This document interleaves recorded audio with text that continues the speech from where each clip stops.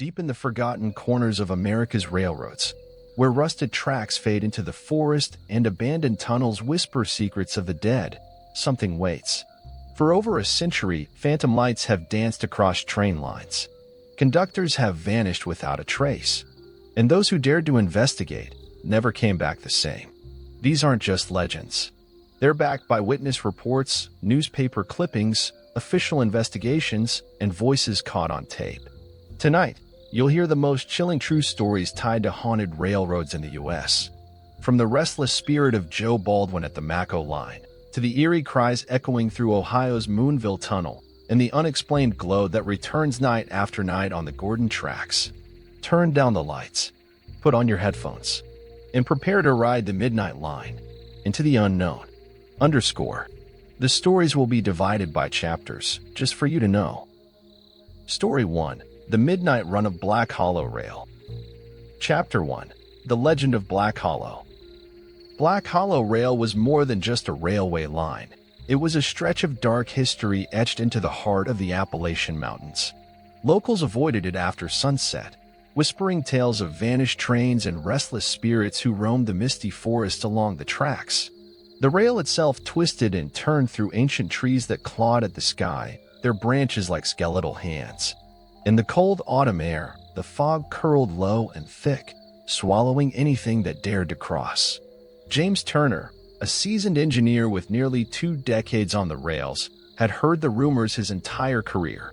But he was a man of logic, trained to trust only what he could see, hear, and control.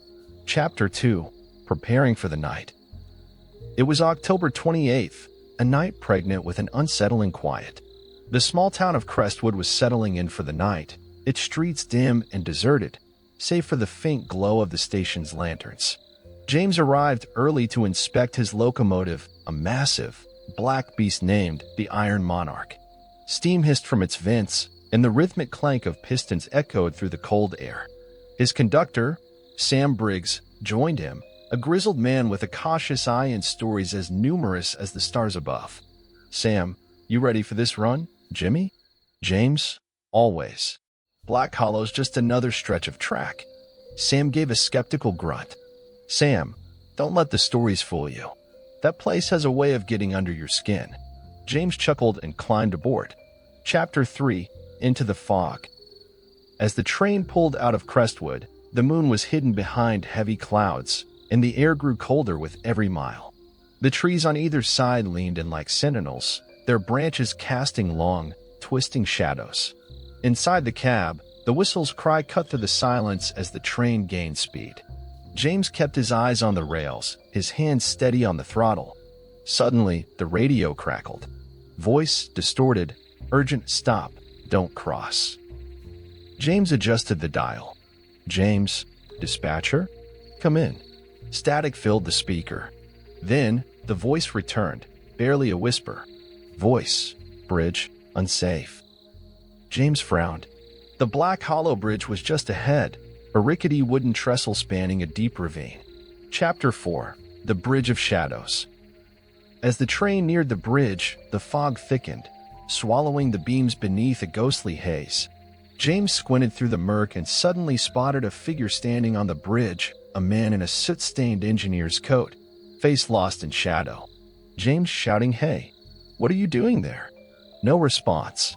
The figure remained motionless, unmoving like a statue.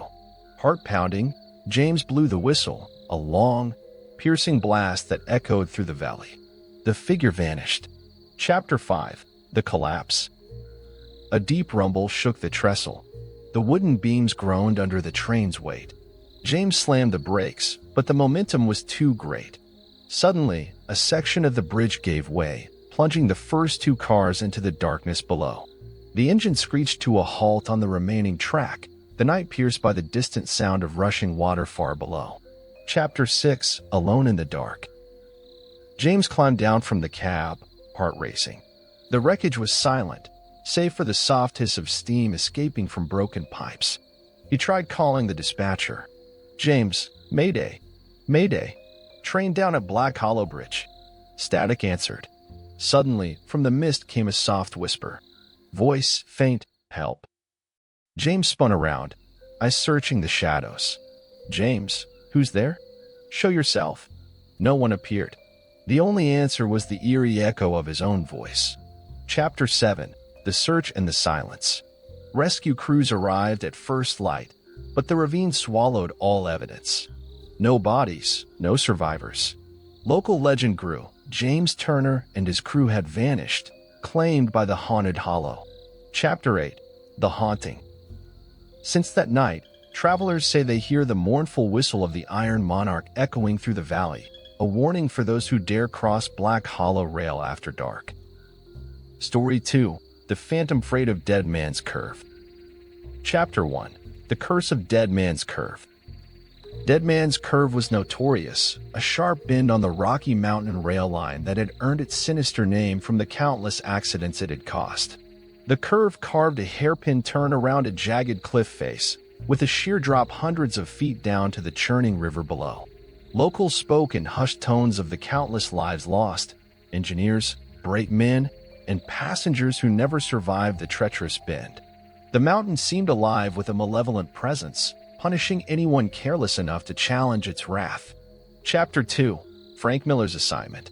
In the summer of 1947, Frank Miller was an eager young engineer fresh off his apprenticeship. He had dreamed of the railroad since childhood, the smell of coal smoke, the roar of engines, the freedom of the open tracks. His first major assignment was to drive a heavily loaded freight train from the Silver Ridge coal mines to the city. It was a grueling run, but Frank was confident. The weather was clear as he climbed aboard the powerful engine, the Mountain King, that morning. Chapter 3. Setting Off. Frank's conductor, Joe Daniels, was a grizzled veteran with decades on the rails. "Joe, keep your eyes sharp on that curve, Frank. It's no place for mistakes." "Frank, don't worry, Joe. I've read the maps, memorized the speed limits." The train pulled out of Silver Ridge Station, steam billowing in the crisp mountain air. As the route climbed higher, the scenery grew wild, towering pines, jagged rocks, and the rushing sound of rivers far below. Chapter 4. Warning Signs. Midway through the journey, dark clouds gathered overhead, and the wind picked up. Frank checked his radio. "Frank, dispatcher, what's the weather update?" "Dispatcher, static, storm approaching Dead Man's Curve. Landslide reported near mile 37. Slow down." Frank nodded grimly, easing the throttle. Chapter 5. Approaching the curve. The train crested a ridge and descended toward Dead Man's Curve. Thunder rumbled in the distance, and rain began to fall. Frank's headlights pierced the gloom as the train entered the bend, but then, something impossible appeared. Chapter 6. The Phantom Freight. Out of the storm, a spectral train materialized, glowing pale blue, silent, yet moving with terrible speed on the same track, heading straight toward Frank's engine. Frank shouting, "What in hell?" He slammed the brakes, but the ghostly train vanished like mist. Chapter 7. Disaster Strikes. Almost immediately, the rails beneath the Phantom Freight shifted. A hidden landslide had undermined the track. Frank felt a violent jolt as the rear cars twisted and derailed, some plunging off the cliff edge. The engine screeched to a halt mere feet from disaster. Chapter 8. Aftermath and Investigation. Rescue crews found Frank shaken but alive. They found no explanation for the landslide or the ghostly apparition he described. Word spread of the Phantom Freight, a spectral train doomed to race the mountains for eternity, a warning and a curse. Chapter 9. The Legend Lives On. Years later, hikers and truckers near Dead Man's Curve report hearing ghostly whistles and the roar of unseen trains. Some claim to glimpse the glowing spectral freight train speeding through storms, forever trapped in the mountain's deadly embrace. I will now proceed to Story 3, similarly expanded, keeping the same immersive narrative flow, no breaks. Story 3. The Whispering Tunnel of Ravens Point. Chapter 1. The Forest of Secrets. Ravens Point was nestled deep within the dense forests of the Pacific Northwest, where towering evergreens blocked out the sun and the mist clung to the ground like a living thing. The air was heavy with pine resin and something darker, an unshakable feeling that unseen eyes watched from the shadows. The railroad that passed through Ravens Point was old, carved through the rock by men long gone. The tunnel itself was narrow and dark, its mouth like a yawning mouth leading into a forgotten world. Chapter 2. Ethan Clarke's First Assignment. Ethan Clarke was fresh from the Railroad Academy, eager but untested.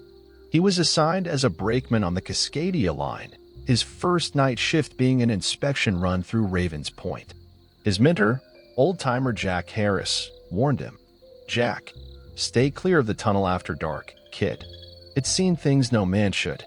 Ethan laughed off the warning, but as night fell and the fog rolled in, an uneasy chill settled over him. Chapter 3. Entering the tunnel. With lantern in hand, Ethan approached the tunnel entrance. The thick mist swirled, and as he crossed the threshold, the temperature dropped sharply.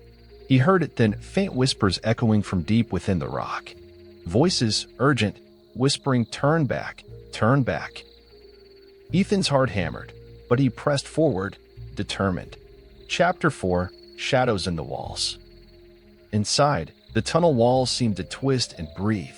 Shadows flickered in the lantern light, forming shapes, faces contorted in silent screams, hands reaching out. Suddenly, a low rumble shook the ground. Chapter 5. The Phantom Train. Without warning, a spectral train thundered through the tunnel. Wheels screeched, steam hissed, but no train was visible. Ethan barely dodged as a gust of cold air nearly knocked him off his feet. Ethan, breathless, what the hell? He scrambled out of the tunnel, glancing back to see ghostly figures standing on the tracks, pale faces, empty eyes. Chapter 6. The Curse of Ravens Point. Locals say the tunnel is cursed, haunted by miners and railroad workers who died in a long-ago collapse. The whispers are warnings. The phantom train a reminder of the price paid. Chapter 7. Ethan's Escape. Ethan never returned to Ravens Point. He warned new hires to stay far away after dark, his voice shaking. The railroad keeps the tunnel in use, but workers report strange sightings and eerie sounds, the tunnel alive with restless spirits. Chapter 8. The Legacy of Fear. The story of Ethan and the Whispering Tunnel became a cautionary tale among railroad crews, a haunting reminder that some places hold secrets best left undisturbed. Story 4. The Screaming Caboose of Red Pine Junction. Chapter 1. A Ghost Town with Tracks. Red Pine Junction was once a thriving logging town nestled deep in the Ozark Mountains. But by the late 1950s, the mills had closed, the mines dried up, and the last train rolled through. The town withered into silence. Except for one thing, the tracks remained. And so did the legends. Locals claimed that a single red caboose was sometimes seen parked on the rusted rails, long after the railroad had shut down. It never moved. No one ever saw it arrive. But some said, late at night, you could hear it scream. Chapter 2. The Railman's Return. In 1973, Arthur Kane, a retired railman turned investigator of the paranormal, was drawn to Red Pine by rumors of the ghost caboose. He had seen strange things in his years, unexplained accidents, vanishing freight, mysterious lights on desolate tracks. But the idea of a caboose that screamed intrigued him. He arrived in Red Pine in early autumn. The air was cool, the leaves like dying fire, and the town nearly empty. An old man at the gas station greeted him with silence until Arthur mentioned the caboose. "Old man, you don't go near that thing. Not unless you want to hear the ones trapped inside." Arthur, trapped? Old man, workers. All of them. Burned up. Screaming still. Arthur didn't laugh. He simply asked where to find it. Chapter 3. First Encounter. Arthur followed the overgrown tracks into the forest. As the sun dipped, he found it, the caboose. It stood impossibly intact. Red paint still vivid, windows clouded, the number 0913 printed in black on the side. Arthur approached slowly. The air grew cold. Time seemed to slow. And then he heard it. A low, mournful cry, rising into a wail. Voice echoing from within, "Help, please, it burns." Arthur froze. The sound was not human. It was layered, warped by pain and time. Chapter 4. Inside the Fire. He climbed aboard, flashlight shaking. The interior looked untouched, as if it had been abandoned minutes ago. A half-filled coffee cup on the table.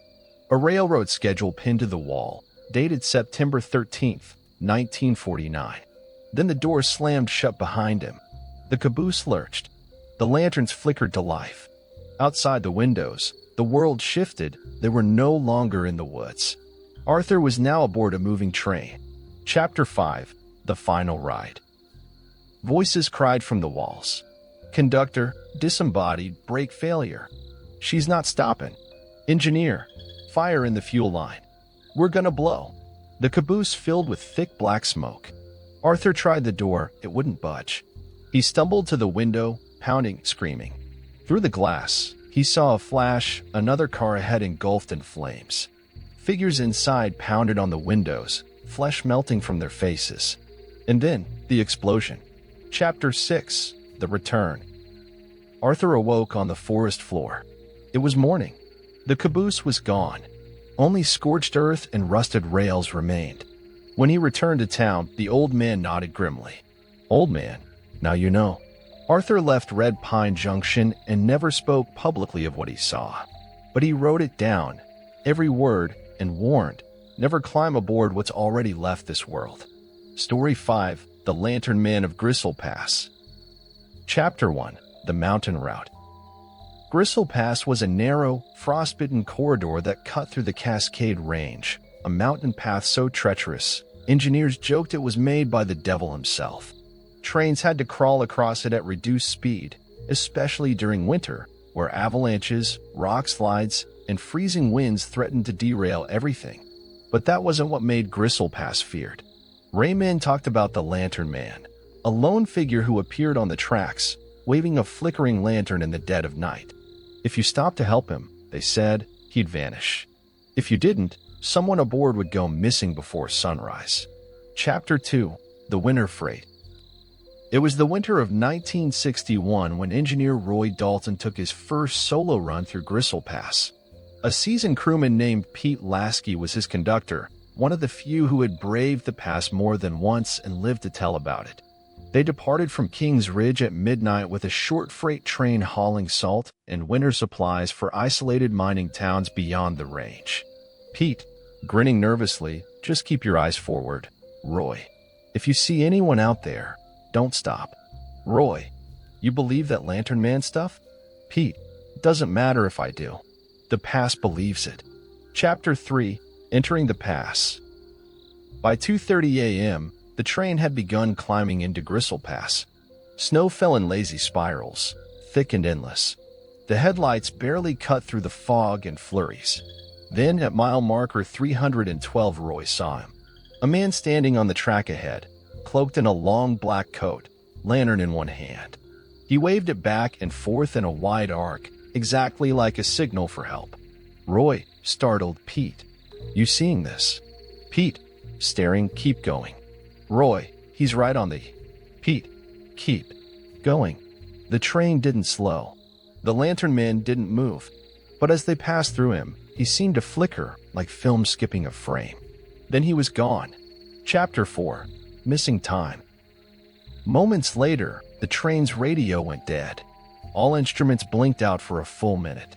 Roy reached for his pocket watch. It had stopped. Pete looked pale, gripping the seat with white knuckles. Roy, what just happened? Pete, check the caboose. Roy ran back. Inside the last car, the heater was still running, the light on. But the brakeman, Charlie, was gone. His coffee still steamed. His coat and gloves lay untouched. Pete, later, whispering he didn't believe either.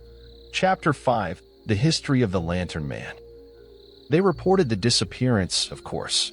But Roy didn't stop there. He dug into records. He found an article from 1898.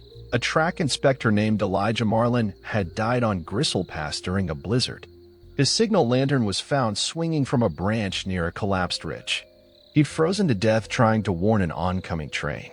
Since then, there were over 23 disappearances, all involving sightings of a lone figure with a lantern. Each time someone was ignored or acknowledged, someone else vanished. Chapter 6. The Final Encounter. Years later, Roy took one final run through Gristle Pass. this time as a supervisor inspecting new automated braking systems. It was a clear night. No snow, no fog. But as the train rounded mile marker 312, there he was, the lantern man standing as always, arm raised. Roy stared at him, heart thundering. Roy, whispering, "I see you." And the lantern man nodded. This time, no one vanished. No time was lost. No frost crept into the caboose. Roy retired that spring, never to ride again. Chapter 7. What They Say Now. Railmen today still talk about Gristle Pass. Some claim it's just a story to keep engineers alert. Others know better. They say the lantern man isn't evil, he's a warning. A remnant of duty, forever caught in the moment of trying to save a train that didn't stop. But if you ignore the past, someone always pays the price. Story 6. The Station Beneath the Lake. Chapter 1. The Flooded Line. There was a place in the Appalachian backwoods where the water had claimed the land, a man-made reservoir built in the 1930s after a massive hydroelectric project swallowed entire towns and parts of the old rail line that once carried coal, timber, and travelers through the valleys. It was called Lake Crescent. On the surface, it looked like any other placid mountain lake. Quiet, beautiful, but underneath, locals whispered, lay a station, Black Hollow Depot submerged and sealed in time. And sometimes, at night, when the fog rolled thick and the wind howled low, you could hear a whistle from beneath the water. Chapter 2. The Diver's Journal. In 1982, a man named Douglas Carr, a retired rail engineer turned amateur diver, began writing a journal. He was obsessed with Lake Crescent. Rumors of the ghost station had captivated him since childhood. His final entry was dated October 21st. In it, he claimed he had seen the underwater platform, and even stranger, a light flickering in the depot's waiting room window. A pale glow, like an oil lamp still burning, untouched by water or time. Journal entry. Tomorrow, I dive alone. I must see it for myself. I know what I saw. It called to me. Douglas was never seen again. Chapter 3. The Dispatcher's Call. Fast forward to 1995. Anna Myers, a night dispatcher for the Appalachian Southern Railway, was manning an old switching station near the lake, long since rerouted after the floods, but still maintained in case of emergencies. That night, her radio crackled to life.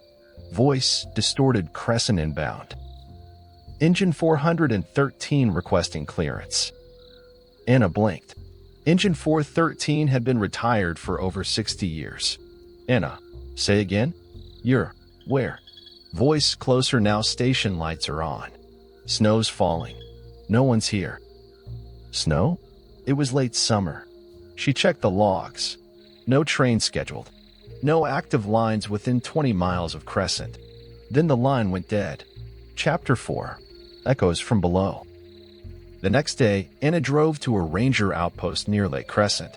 She met with Officer Lang, an old friend, who showed her something odd. Campers had reported hearing a steam whistle the same night she received the call. One claimed they saw a plume of smoke rising from the lake, not mist, but coal smoke. Campers report it was old, black, silent. Then it was gone. Lang said divers had found no wreckage beneath the lake that week. But something spooked Anna enough to return to the station alone the following night. She recorded everything. Chapter 5. The Midnight Train. Anna's tapes, later found in her abandoned car, revealed this chilling audio. 3:17 a.m. Distant whistle. Metallic groan. Wind intensifying. Anna whispered. Lights on the lake. There's a train. 3:19 a.m. Voice on radio, low, like underwater. Last call for Black Hollow, prepare to board. 3:20 a.m. Louder screech. Splashing sound. Static. Then silence. Chapter 6. The Rescue Attempt. When police searched the area, they found Anna's footprints leading to the lake's edge and then stopping. No drag marks. No sign of struggle. Her flashlight lay on the sand, still warm. Divers were deployed again. At 63 feet, they discovered something they never explained to the press. A submerged structure, stone steps, wrought iron rails, shattered glass signs, and an intact wooden bench. More shocking, embedded in the silt was a rusted metal sign reading, Black Hollow Depot, EST 1891. Next train every hour. But no bodies. No tape recorder. Nothing else. Chapter 7, The Legend Returns. By the 2000s, Lake Crescent had become a mecca for urban explorers and paranormal hunters. Some claimed they heard boarding calls echoing from the water. A few swore they saw passengers in 1930s dress standing waist-deep in the lake, faces pale and silent. In 2007, a YouTuber's drone captured a blurry shape surfacing briefly at dusk, a black railcar, windows aglow, submerged again within seconds. Chapter 8, The Theory. Some believe that during the dam's construction, the Black Hollow station was left active, operating even as the floodwaters rose. They say a train was caught mid-route, the crew refusing to evacuate, determined to complete one final journey. Others think the land itself is cursed, a thin place where time folds, where steel and steam still cling to purpose long after life is gone. A few claim the passengers never died. They simply boarded and kept riding. Chapter 9, The Final Broadcast. On the 50th anniversary of the dam's completion, rail maintenance workers checking the Crescent perimeter reported something strange. Their digital equipment began showing a Phantom Train ID, number 413, requesting approach clearance. When ignored, their radios erupted with a chorus of screams and old swing music from the 1930s. Then, silence. And the lake went still again. Story 7, The Man in the Coal Car. Chapter 1, The Night Train South. In the dying days of summer 1942, a night train known only as Train 1074 left Pennsylvania en route to the mining towns of West Virginia. It was a coal run, 10 freight cars, 1 passenger sleeper for the crew, and at the very end, a large open coal tender to refuel at the smaller mountain stations. The war had drained every able-bodied worker. Young men, old men, all hands were needed to keep coal moving. That night, the engineer was a middle-aged man named Clayton Reese, a career railman with a cold stare and quiet pride. His fireman, Benny Fry, was barely 20. The night was humid, heavy with the weight of coming rain. The train crept into the Appalachians under a sickle moon, and by dawn, it would be gone. Chapter 2, The Stowaway. Around 2:30 a.m., climbing through a canyon pass called Whistler's Gap, Benny caught something unusual from the cab. Movement in the last car. Benny, peering through the window. Something's back there. In the coal car. Clayton, without looking. Then let it ride. We don't stop in the gap. Not for anything. Benny. But he's standing. Just standing there. Not sitting or digging through it. He's staring at us. Clayton finally turned. A pale figure, upright in the coal pile, faced them. He wore dark overalls, no hat, his skin dusted gray, eyes black against the moonlight. He didn't flinch in the wind or blink as the train curved around cliffs at 50 miles per hour. Clayton said nothing more and pulled the throttle. Clayton, low.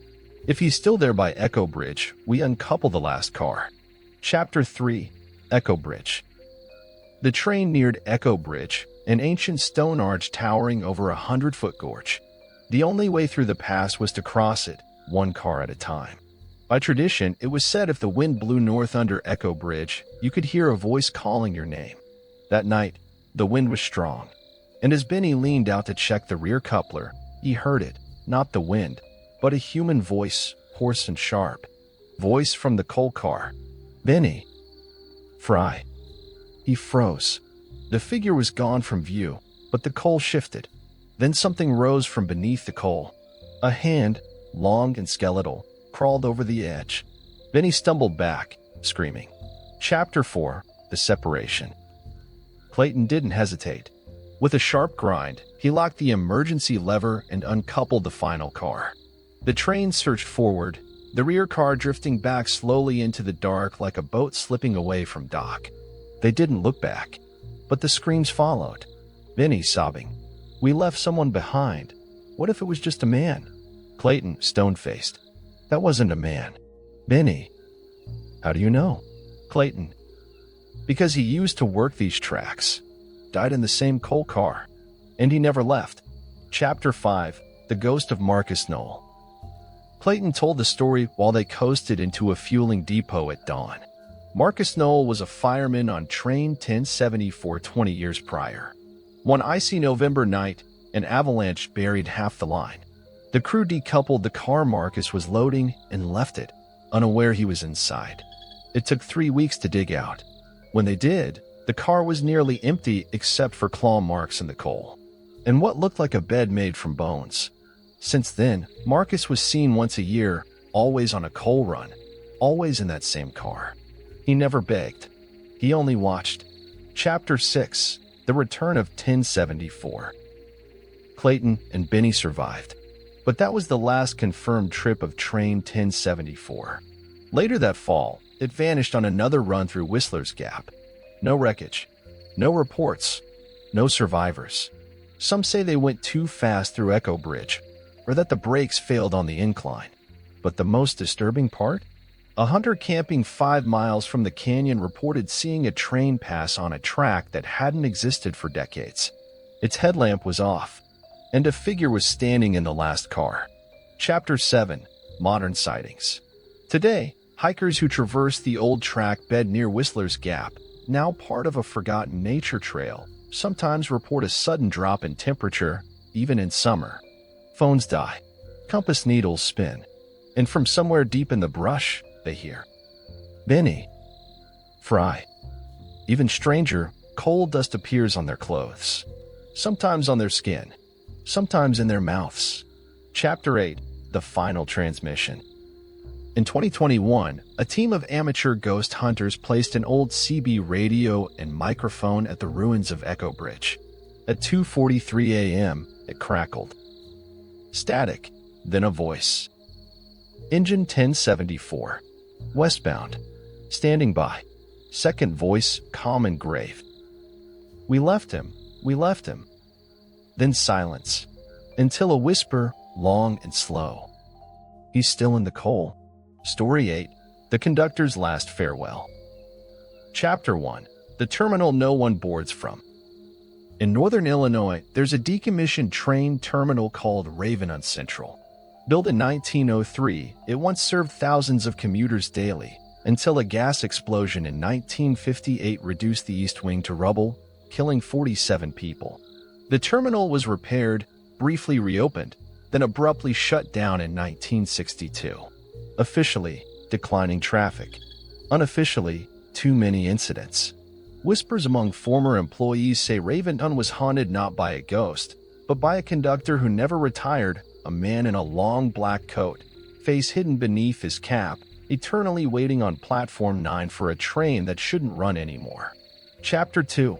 A train that shouldn't exist. In 1994, Claire Desmond, a grad student researching urban legends, began interviewing old railway workers. One man, a janitor named Luther Finn, shared a chilling tale. Luther. It was after the night shift. I stayed late, wanted to grab my coat. The terminal was empty. No one's supposed to be down there. But I heard it, a whistle, old steam style. He followed the sound to Platform 9. There, resting at the tracks, was a matte black passenger train. No logos, no numbers, just a single lit sign overhead. Final departure. Chapter 3. The Black Conductor. Luther said a man stood at the entrance of the first car. He was tall, thin, and motionless, in a long coat, gloves, and cap too low to show his face. Luther, voice shaking. He raised his hand, slowly, like he was telling me to come aboard. Claire. Did you? Luther. God, no. I ran. I swear the lights flickered and the station started feeling wrong. Like I wasn't supposed to be there. When he returned with security, the platform was empty. The tracks were cold, but the smell of coal lingered. Chapter 4. The Lost Tapes. Claire dug deeper. She found security tapes from the night Luther described. Only one survived the archive fire in '96. The footage was silent, grainy. It showed a dark shape, a train, arriving at platform 9 at 2:09 a.m. No passengers. Just the conductor standing perfectly still as the train arrived. The tape ends at 2:14 a.m. with a sudden flash and static. The terminal logbook from that night reads, "Unauthorized arrival. No rail entry scheduled. Tracks show 0 use. Doors sealed. Incident filed and dismissed." Chapter 5. The Boarding List. Claire received an anonymous envelope weeks later. Inside was a manifest, a list of names, typed on ancient parchment paper, stamped with the date, March 13th, 1962. It was titled, "Passengers, One-Way, Platform 9, Midnight Line." The names were all marked as deceased. At the bottom, in red ink, was scrawled, "He collects the forgotten, those who disappear in the gaps, missed deaths, erased accidents, lost in time." Claire's name wasn't on it. Yet, Chapter 6, The Return Visit. She went to Ravendun Central alone the next night. Armed with a flashlight, camera, and recorder, she found her way to Platform 9, long since sealed to the public. The space was dead quiet, but the temperature dropped as she stepped past the threshold. 2:08 a.m. Wind stirred from nowhere. Then came the whistle. Claire turned. The black train had returned. This time, she saw faces in the windows. Blank, pale, staring through her. Conductor from the shadows. Final departure. All aboard. He raised his hand. Claire took a step back, heart racing. Claire, recording. "It's real. He's real. I have to leave." Then static. Her camera flickered and died. Chapter 7. The Missing Investigator. Claire's friends filed a missing person report. Her apartment was intact. Her research notes were gone. But a neighbor reported seeing her that night, with a tall man in a long coat, walking toward the train station. 2 weeks later, the police received a package. Inside, Claire's camera. No note. No fingerprints. The video had been wiped, except for one new clip. It showed Platform 9, empty. And then, slowly, a train gliding into the frame, stopping with a hiss. The conductor looked directly into the lens and smiled. Chapter 8. The Sleeper Car. Modern-day urban explorers have broken into Ravendun Central dozens of times. Most claim Platform 9 is just concrete and rats, but some never come back. One teenager's phone live streamed for 5 hours after he vanished.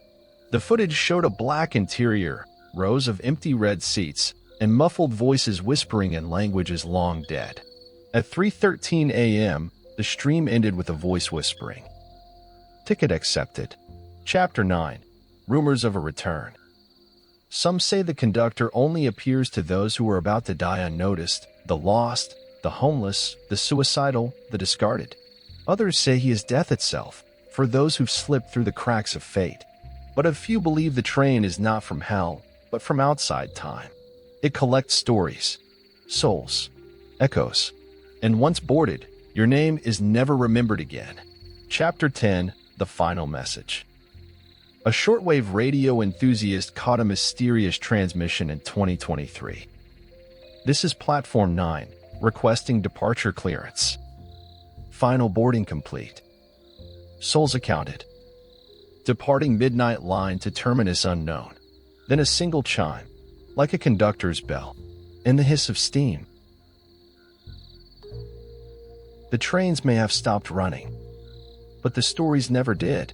From the flickering lanterns of the headless brakeman to the cold breath of forgotten miners in the tunnels of Moonville, the tracks of history still echo with footsteps that don't belong to the living.